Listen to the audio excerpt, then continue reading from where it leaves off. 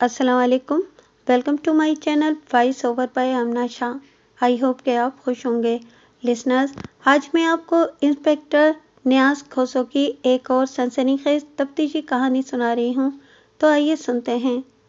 ये वो ज़माना था जब जवानों के मशगले सेहतमंद होते थे।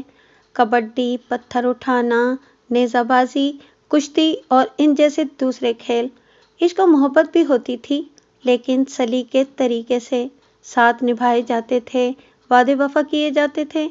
चलें, मैं अब कहानी की तरफ आता हूँ कि मैं अभी थाने में आया ही था कि इत्तला आई कि करीबी गांव के मैदान में एक जवान की लाश पड़ी है जिसे शनाख्त कर लिया गया है। मैंने ज़रूरी तैयारी के बाद 2 सिपाहियों को साथ लिया और चाय वारदात पर पहुंच गया। ये एक बहुत बड़ा मैदान था। यहाँ तकरीबन हर किस्म के खेल होते थे। मकतूल का नाम इफ्तिखार बताया गया। इसके वालिदैन एक तरफ खड़े रो रहे थे, खासकर माँ, जिसका नाम बाद में भाग भरी मालूम हुआ, सीना कुबी करते हुए ऊंची आवाज़ में बयान कर रही थी। हमने अपना काम करना था, वो हमने शुरू कर दिया। लाश पेट के बल पड़ी थी। मैंने इसे सीधा किया। गले में एक रस्सी लिपटी हुई थी और इसकी गांठ बहुत सख्त और तंग थी।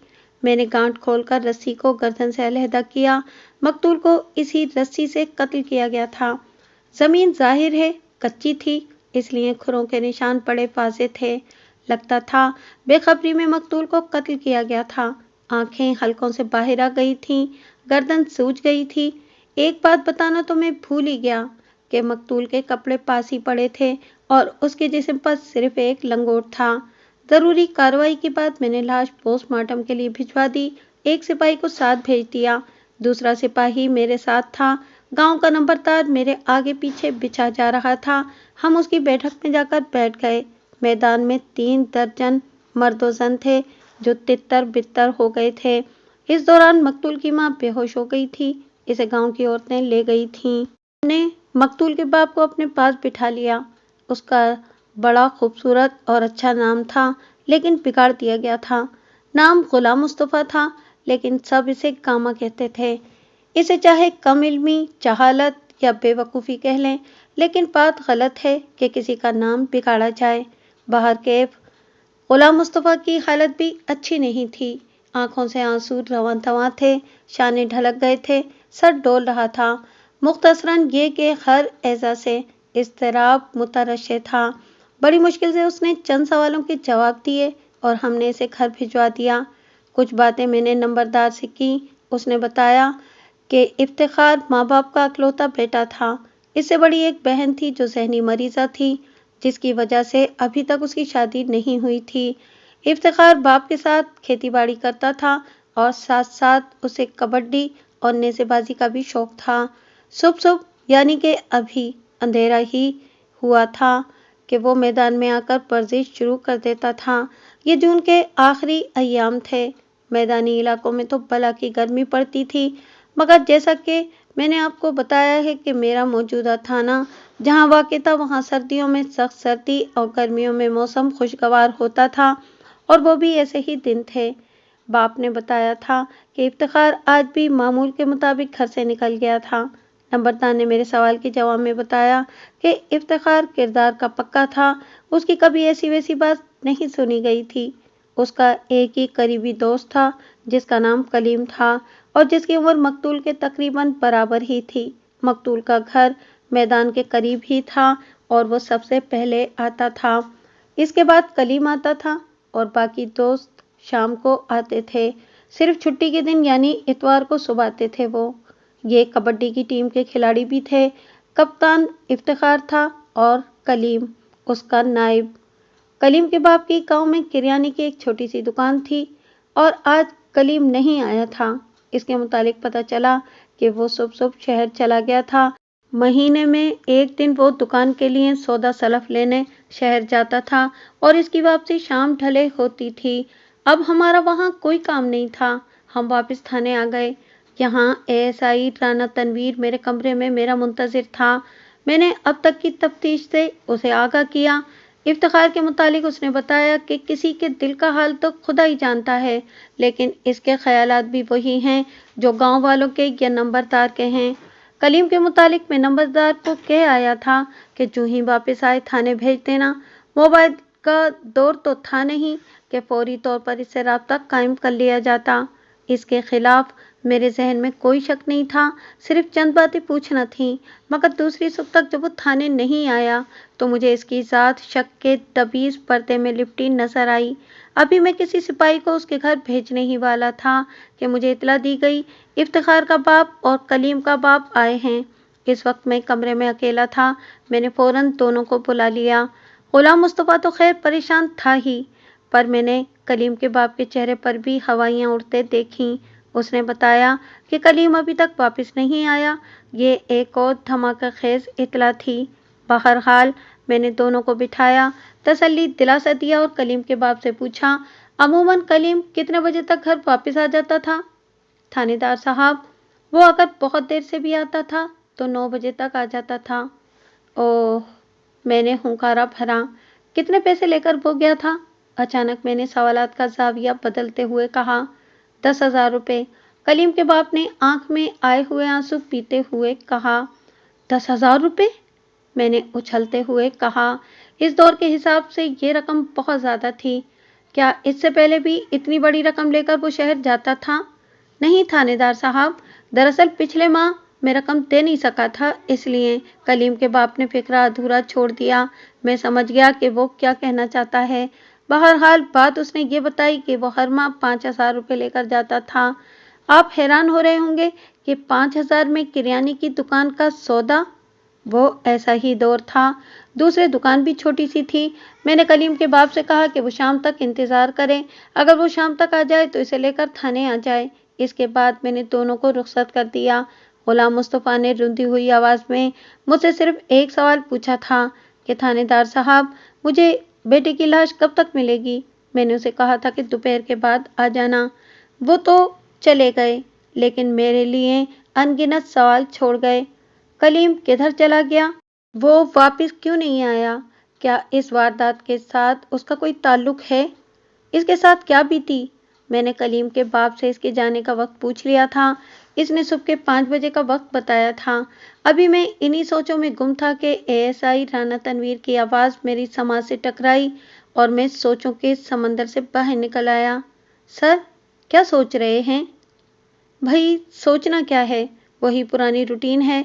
जब कोई वारदात हो जाती है तो हमारे लिए सोचों के दर वाह हो जाते हैं। सर, ये बात तो है, उसने कहा। थोड़ी ही देर के बाद चाय आ गई और हम चाय पीते रहे और इस केस पर बहस करते रहे। मैंने इसे बता दिया कि कलीम कितने बजे घर से निकला था। ये बात भी हमारे इल्म में आई थी कि इफ्तिखार 4:30 बजे घर से मैदान में चला जाता था। सर, हो सकता है कि इफ्तिखार को कलीम ने ही कत्ल किया हो, एएसआई ने ख्याल जाहिर किया। बड़ी दूर की कौड़ी लाए हो, लेकिन इसकी वजह? मैंने इसकी आंखों में देखते हुए कहा। सर, वजह मालूम हो ही जाएगी, उसने अपना सिगरेट सुलगाते हुए कहा। फिर वो चला गया। जाते जाते मुझे बता गया कि वो सुल्तान महमूद को साथ ले जा रहा है। राना तनवीर एक ज़हीन एएसआई था। मुझे अंदाज़ा हो गया कि वो कहाँ जा रहा है और क्या करना चाहता है। तकरीबन दिन 2 बजे लाश आ गई। पोस्टमार्टम की रिपोर्ट साथ थी। रिपोर्ट में बाकी तो सब कुछ वही था जिसका जिक्र आ चुका है, यानी रस्सी से गला घोटा गया था। मगर एक बात चौंका देने वाली थी। मकतूल को कत्ल करने से पहले चाय पिलाई गई थी। वक्त 5 और 6 बजे के दरमियान लिखा था। यही बात मुझे भी खटक रही थी कि इतना हट्टा कट्टा जवान काबू कैसे आ गया था कातिल के। थोड़ी देर बाद गुलाम मुस्तफ़ा 4 बंदों के साथ आ गया था। वो लाश लेकर चला गया और मैं ज़रूरी कागजी कार्रवाई में लग गया। इस दौरान मैंने दोपहर का खाना खा लिया था। हाँ भाई, राना साहब क्या रही? शाम ढले एएसआई वापस आ गया था तो मैंने उससे पूछा। बस स्टैंड से क्या मालूमात हासिल हुई? मैंने कुर्सी पर सीधा बैठते हुए कहा। सर, आप वाकई बहुत जागता हुआ जहन रखते हैं, उसने मुझे मक्खन लगाते हुए कहा। आपने अंदाज़ा कर लिया था कि मैं? बिल्कुल भाई, मैं तुम्हारे तेवर पहचान गया था। फिर उसने मुझे अपनी तफ्तीश से आगाह किया। सर, हम लारी अड्डे पर गए। इस बात का तो मुझे पता था कि यहाँ 6 बजे के करीब लारी बड़े शहर की तरफ रवाना होती थी। कलीम को बस के कंडक्टर ने देखा था। لیکن بقول اس کے وہ پہلی بس میں سوار نہیں ہوا تھا۔ وہ اس وقت شیدے کے ساتھ ہوٹل میں بیٹھ کر چائے پی رہا تھا۔ وہ اس بس میں گیا تھا جو 6:30 بجے روانہ ہوتی ہے۔ اچھا، یہ تو حیرانی والی بات ہے، میں نے اپنی اسٹک کو ایک ہاتھ سے دوسرے ہاتھ میں منتقل کرتے ہوئے کہا۔ اور سر، سب سے حیرانی والی بات تو یہ ہے کہ شیدے کو بھی اس کے ساتھ جاتے ہوئے دیکھا گیا ہے۔ یہ شیدہ کون ذات شریف ہے؟ میں نے دلچسپی لیتے ہوئے کہا۔ شیدہ چودھری احسان کا منہ چڑھا نوکر ہے جناب۔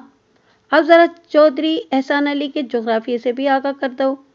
سر، آدھی سے زیادہ زمینیں چودھری احسان علی کی ہیں۔ انتہائی مغرور اور خود غرض شخص ہے۔ شیدے جیسے کئی اور سورما اس کے دست و بازو ہیں۔ 2 بیٹیاں ہیں، ایک کا نام بانو اور دوسری کا نینا ہے۔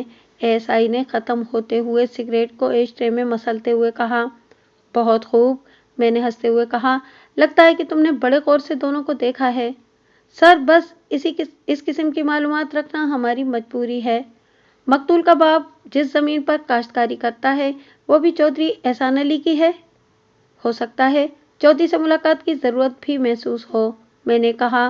سر، جب آپ حکم کریں۔ پھر وہ مجھ سے اجازت لے کر چلا گیا۔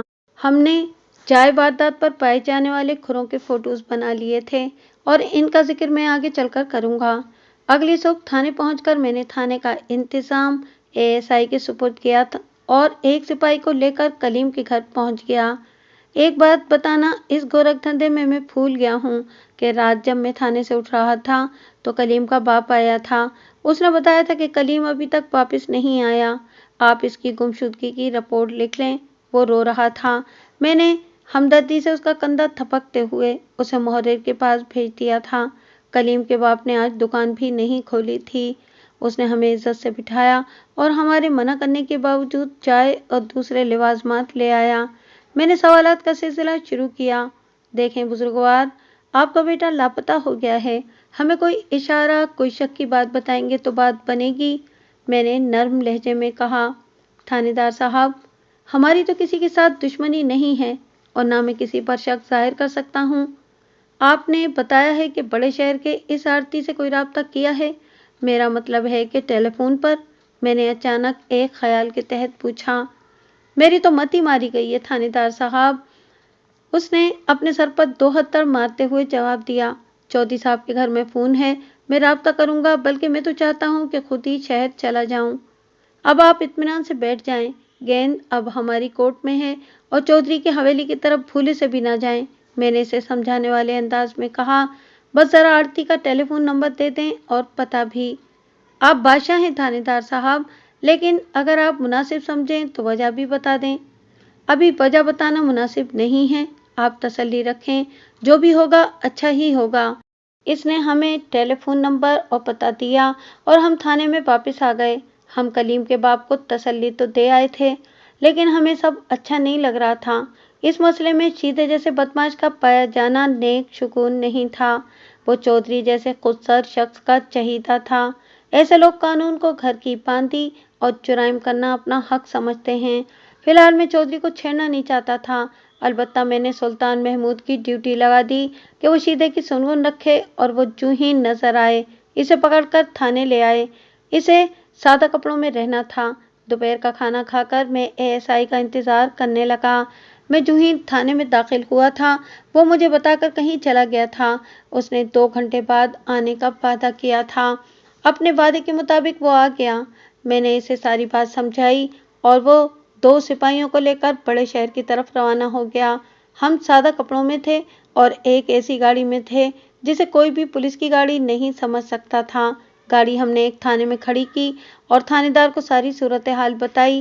اس نے مجھے کہا، نیاز بھائی، آپ اپنے دونوں سپاہی یہیں رہنے دیں اور میں آپ کو اپنے 2 اہلکار دے دیتا ہوں۔ مجھے اس کی تجویز معقول لگی اور میں اس تھانے کے 2 اہلکاروں کے ساتھ منزل کی طرف روانہ ہو گیا۔ اہلکار باقاعدہ وردی میں تھے۔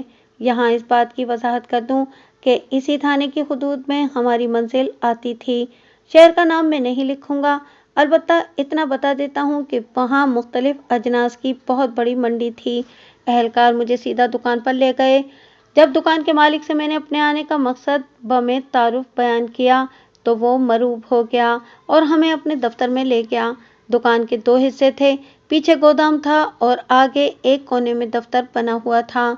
हमारे कुछ कहने सुनने से पहले ही उसने गर्मा गर्म जलेबी और दूध का ऑर्डर दे दिया। इसने बताया कि कलीम वाकई हर महीने आता था, लेकिन इस बार नहीं आया था। उसने इसकी भी तस्दीक की कि कलीम का 10,000 रुपया हो गया था। हमने बातों बातों में अंदाज़ा लगा लिया था कि कलीम की गुमशुदगी में उसका हाथ नहीं है। हम वहाँ से उठ आए। एएसआई ने मुझे शीदे का हुलिया बता दिया था और मुझे ये भी पता था कि इस बड़े शहर में बाजार हुस्न भी है। थाने से मंडी का फासला पैदल बमुश्किल 10 मिनट का था। मैंने दोनों एहलकारों को वापस कर दिया। इन्हें कह दिया कि मैं आता हूँ। कलीम का हुलिया भी मुझे उसके बाप ने बता दिया था। अब मेरे कदम बाजार हुस्न की तरफ बढ़ने लगे। इस वक्त बाजार वीरान पड़ा था। यहाँ पर ज़्यादातर रौनक रात को होती थी। अलबत्ता असमत फरोशी दिन को भी होती थी, लेकिन चोरी छुपे। कहते हैं कि जब कोई काम या मकसद हासिल होना होता है तो सबब खुद ब खुद पैदा हो जाता है। मैं एक पान सिगरेट की दुकान पर जा खड़ा हुआ और इससे वो सिगरेट मांगे जो एएसआई पीता था। मैंने इसे शीदे का और कलीम का हुलिया बताकर कहा कि ये दोनों मेरे भाई हैं और घर से भागे हुए हैं। ये यहाँ कभी नजर आए हैं? पान सिगरेट फरोश ने कहा कि एक तो कल ही नजर आया था, फिर उसने जो हुलिया बताया वो शीदे का था।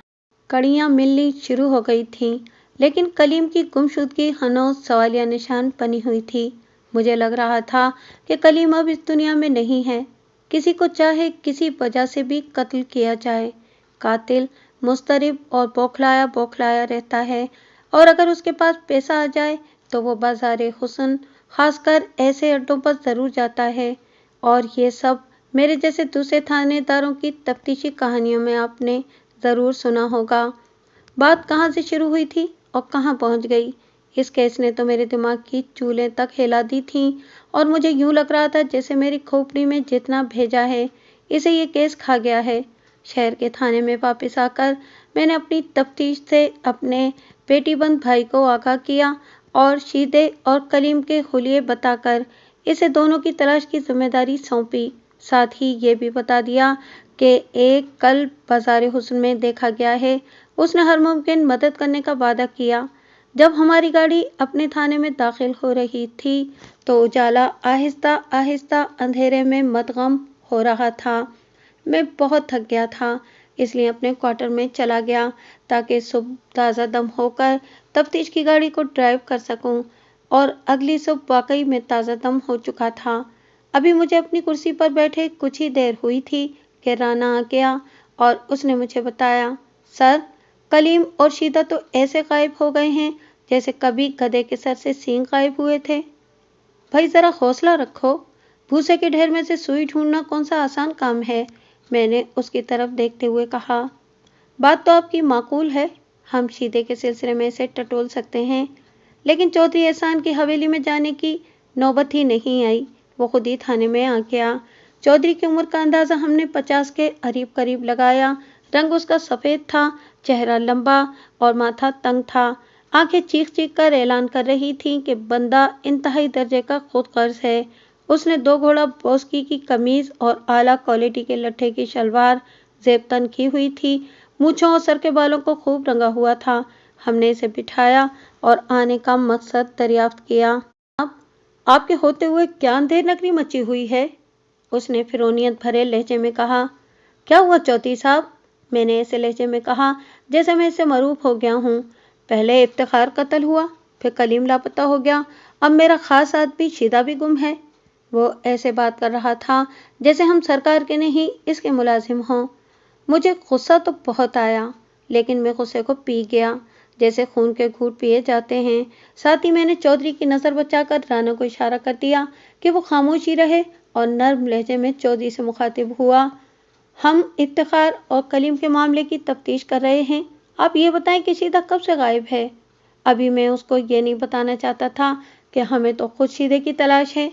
वो बोला, जिस दिन इफ्तिखार कत्ल हुआ था, इसके बाद चौधरी ने एक ऐसी हरकत की कि एएसआई इसे हवालात की हवा खिलाने के दर पे हो गया। मैंने बड़ी मुश्किल से इसको ठंडा किया और चौधरी को रुखसत कर दिया। दरअसल चौधरी ने मेरी मेज़ पर नोटों की एक बड़ी गड्डी फेंकते हुए कहा था, इसे रख लें, मुझे अपना बंदा चाहिए। میں کسی کا احسان نہیں لیتا۔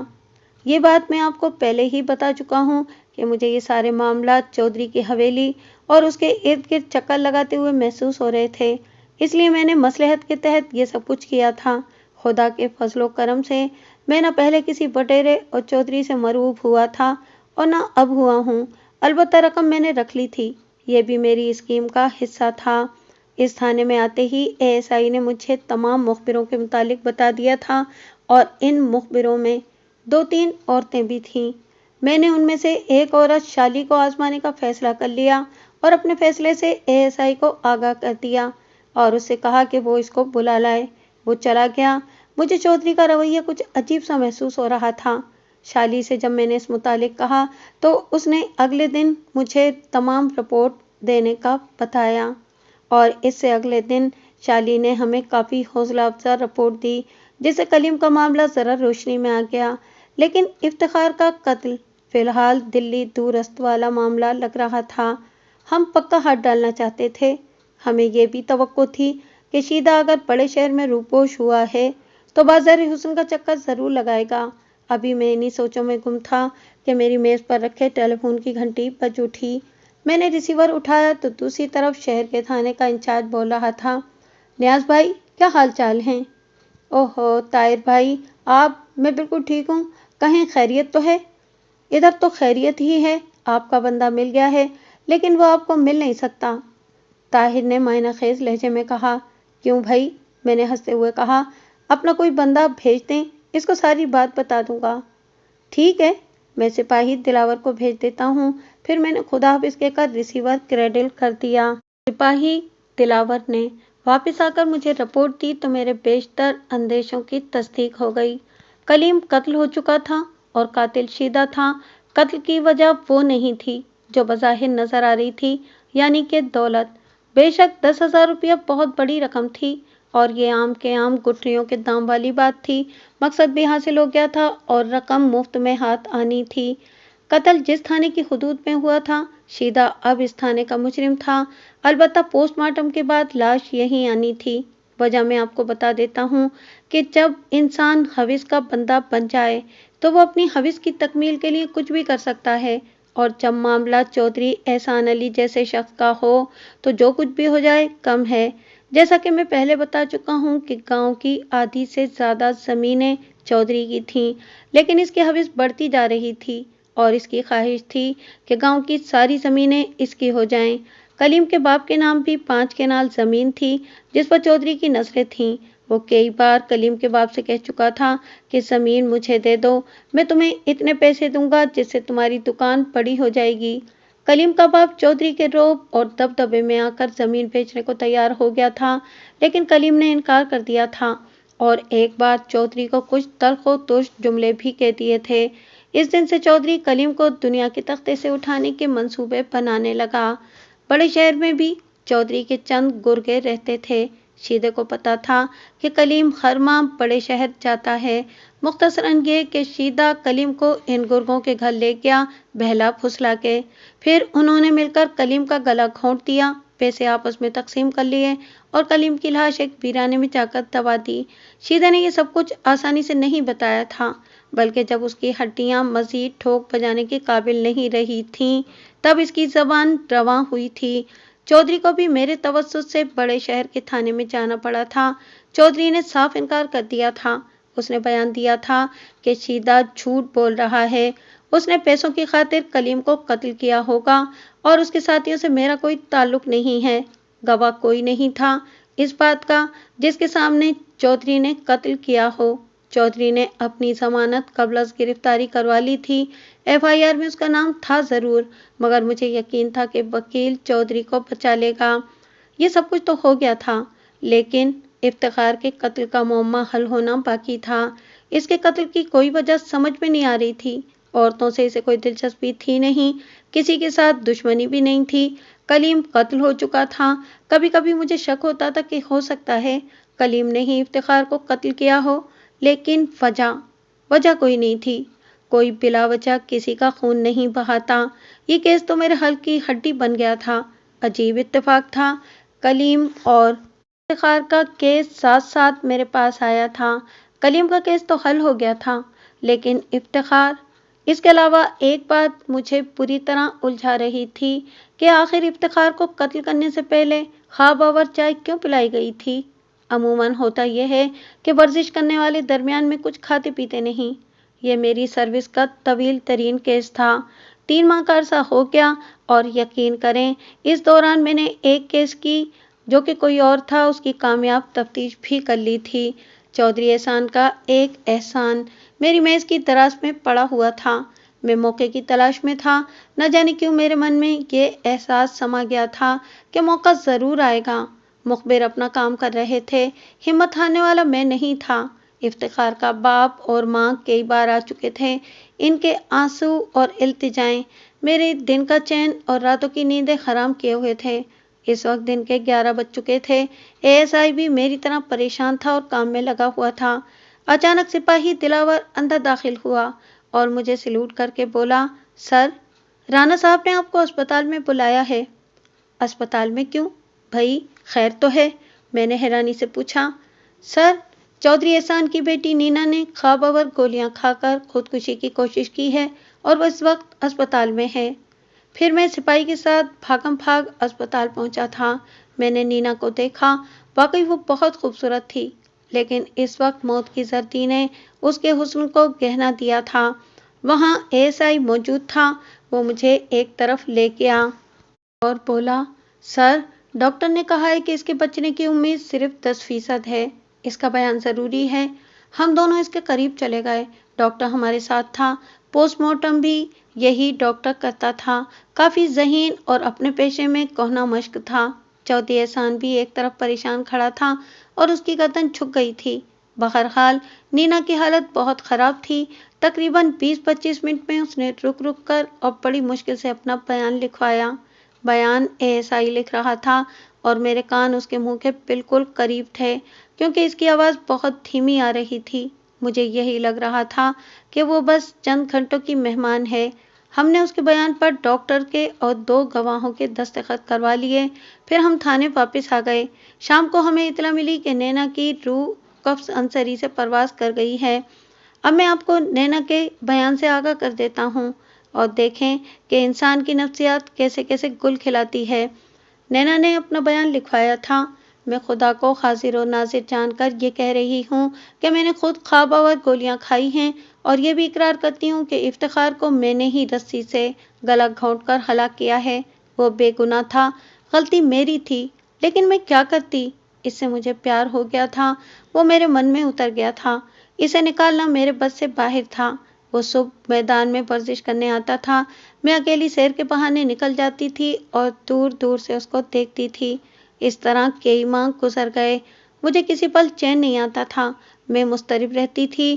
آخرکار ایک دن میں نے موقع دیکھ کر اس سے اپنے دل کی بات کہتی۔ وہ حیران نگاہوں سے مجھے دیکھنے لگا۔ آخر میں نے اسے جھنجھوڑتے ہوئے کہا، کچھ تو بات کرو افو۔ بات کروں؟ کیا بات کروں بی بی جی؟ آپ نے بات ہی ایسی کہہ دی ہے۔ ہم تو آپ کے نوکر ہیں، مزارے ہیں۔ میں نے آپ کے متعلق کبھی بھی اس طرح نہیں سوچا۔ میں غصے میں بھری ہوئی گھر واپس آ گئی۔ اس کے بعد کئی دفعہ دل کے ہاتھوں مجبور ہو کر میں نے اس پر واضح کیا کہ میں اس کے بغیر مر جاؤں گی، لیکن وہ پتھر ٹس سے مس نہ ہوا۔ آخر اس نے یہ کہا کہ میں چودھری صاحب کے سامنے شرمندہ نہیں ہونا چاہتا، میں نمک حرامی نہیں کروں گا۔ میں نے نیند کے لیے خواب آور گولیاں کھانا شروع کر دیں۔ میری انا کو ٹھیس لگی تھی۔ جذبے کبھی اتنے شدید ہوتے ہیں کہ انسان ان کے زیر اثر آ جاتا ہے۔ میں نے سوچا کہ اگر افتخار میرا نہیں ہو سکتا تو میں اسے کسی کا بھی نہیں ہونے دوں گی۔ ایک صبح جب سب گھر والے ابھی سو رہے تھے اور میں جبھی جاتی تھی جب وہ سوئے ہوئے ہوتے تھے، میں نے چائے بنا کر تھرماس میں ڈالی، اس میں 5-6 گولیاں خواب آور ڈالی اور رسی کا ایک ٹکڑا لے کر میدان کی طرف روانہ ہو گئی۔ وہ مجھے ورزش کرتا ہوا ملا۔ میں نے اسے سلام کیا تو اس نے میرے سلام کا جواب دیتے ہوئے انتہائی کھردرے لہجے میں کہا، آپ یہاں نہ آیا کریں بی بی جی، اگر آپ آئندہ یہاں آئیں تو۔ میں نے اس کی بات کاٹتے ہوئے انتہائی نرم لہجے میں کہا، میں آئندہ نہیں آؤں گی، آج آخری بار آئی ہوں، چند باتیں کروں گی اور یہ آخری باتیں ہوں گی۔ پھر میں نے اسے کہا کہ آخری بار میرے ہاتھوں کی بنی ہوئی چائے پی لو۔ میں نے باتوں میں لگا کر اسے چائے پلا دی۔ 5-6 گولیوں نے اپنا اثر دکھانا شروع کر دیا۔ اس کی آنکھیں بند ہونی شروع ہو گئیں۔ میرے سر پر خون سوار ہو گیا۔ وہ گرنے لگا تو میں نے اس کی گردن میں رسی ڈال دی اور پھر دیکھا آپ نے کہ زہر عشق اس کے تن بدن پر اثر کر چکا تھا، جس نے ایک کمزور سی لڑکی سے یہ واردات کروا دی تھی۔ جب نینا کو دفن ہوئے 3-4 دن گزر گئے تو میں اور ASI چودھری احسان علی سے ملنے اس کی حویلی پہنچ گئے۔ وہ اپنی خوابگاہ میں بستر پر لیٹا ہوا ملا۔ اس کی حالت دیکھ کر کوئی بھی نہیں کہہ سکتا تھا کہ یہ وہی فرعون صفت چودھری ہے جو کسی کو خاطر میں نہیں لاتا تھا۔ ہم نے چند رسمی سی باتیں کی اور اس کی امانت وہ نوٹوں کی گڈی جو وہ مجھے دے کر تھانے میں آیا تھا، میں اس کی چارپائی پر رکھ کر واپس آ گیا۔ پہلے نوٹوں کی گڈی میں نے اسے مٹھی میں کرنے کے لیے پاس رکھی تھی۔ ہم اسے بہت کچھ یاد دلانا چاہتے تھے، کافی باتیں بھی کرنا چاہتے تھے، مگر اس کی حالت دیکھ کر ہماری زبانیں گونگ ہو گئی تھیں۔ کچھ دنوں بعد ہمیں پتہ چلا کہ چودھری احسان علی جو بڑے فخر اور رعونت سے کہتا تھا کہ میں کسی کا احسان نہیں لیتا، ذہنی توازن کھو بیٹھا ہے۔ اب وہ ہر کسی سے کہتا تھا میری ساری زمینیں لے لو، مجھے کچھ نہیں چاہیے، کچھ بھی نہیں چاہیے۔ یہ بات بھی بتا دوں کہ چودھری کو بذریعہ فون چیتے نے کلیم کے قتل کے متعلق آگاہ کر دیا تھا۔ وہ ہم سے ڈرامہ کرنے تھانے میں آیا تھا۔ آخر میں بھی انسان ہوں، میں اس بات کا اقرار کرتا ہوں کہ کھرے میرے ذہن سے نکل ہی گئے تھے، لیکن ایک بات سے آپ بھی اتفاق کریں گے کہ جس کام کو جس وقت ہونا ہوتا ہے اسی وقت ہوتا ہے، اور جس طرح اس باری تعالیٰ کو منظور ہوتا ہے اسی طرح ہوتا ہے۔